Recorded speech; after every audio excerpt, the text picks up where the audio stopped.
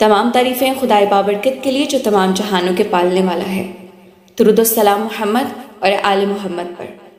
علی وقار میرا آج کا موضوع حضور پاک صلی اللہ علیہ وآلہ وسلم بطور محسن انسانیت۔ جناب صدر، چشمے تصور سے دیکھیے وہ منظر کہ جب حضرت عبداللہ کا ماتھا نور محمدی سے چمک اٹھتا ہے، دنیا جان جاتی ہے کہ یہ اسی نبی کے والد محترم ہیں کہ جس کی پیشن گوئی پر پرانے انبیاء کر گئے۔ یہ وہی عبداللہ ہے کہ جس کا بیٹا جب دنیا میں آنکھ کھولے گا تو ساری کائنات دمک اٹھے گی۔ فرشتے محصور کن نگاہوں سے اس چاند کے ٹکڑے کو تکتے ہی رہ جائیں گے۔ یہ وہی عبداللہ ہے کہ جس کی حفاظت کے لیے آسمان سے گھڑ سوار اتارے جائیں گے، کہ یہی نبی آخر الزماں کی دنیا میں آمد کا ذریعہ ہے۔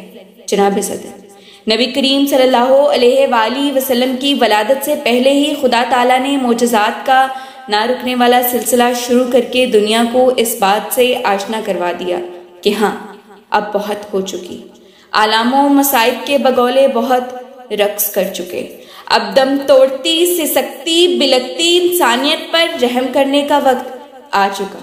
اب محسن انسانیت، خاتم المرسلین، رحمت للعالمین، نذر المبین، اول و آخرین، شافع المذنبین کے ظہور کا وقت آ چکا۔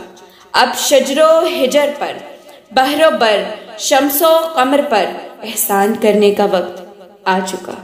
جی ہاں، علی وقار، جس محسن انسانیت کے توسط سے کائنات کا ذرہ ذرہ چمک اٹھتا ہے اور پھر جنت کی خواتین موجودگی میں وہ مقدس ذات گرامی رب کے احسان کی صورت میں دنیا میں پہلا قدم رکھتی ہے، کعبے کی در و دیوار جھکتے ہوئے اللہ اکبر کی صدائیں بلند کرتے ہیں، ادھر اس محسن انسانیت کو سفید بادل گھیر کر تمام جانداروں کو اس بچے کی پیدائش کی یاد دہانی کرواتے ہوئے محمد کو آدم سے لے کر عیسیٰ تک کے پیغمبروں کی اچھائیوں کا پیکر بتاتا ہے، تو ادھر دریائے سماوا جو برسوں سے سوکھے پڑے رہنے کے باعث بنجر تھا، اس محسن انسانیت کی برکت سے ہی اپنی پوری روانی سے بہنا شروع کر دیتا ہے۔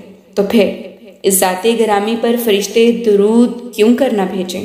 علی وقار کے تاریخ اگر ڈھونڈے گی ثانی محمد، تاریخ اگر ڈھونڈے گی ثانی محمد، ثانی تو بڑی چیز ہے، سایہ نہ ملے گا، ثانی تو بڑی چیز ہے، سایہ نہ ملے گا۔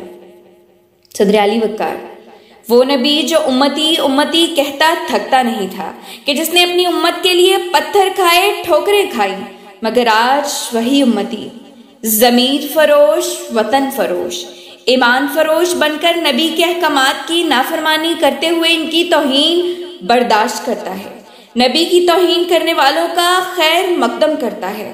تو پھر میں یہ کہنے پر مجبور ہوتی ہوں، یا الہی، تیری دنیا میں تیری پاک نبی کی حرمت پہ، یا الہی تیری دنیا میں تیری پاک نبی کی حرمت پہ آج دشمن انگلی اٹھاتے ہیں، آج دشمن انگلی اٹھاتے ہیں۔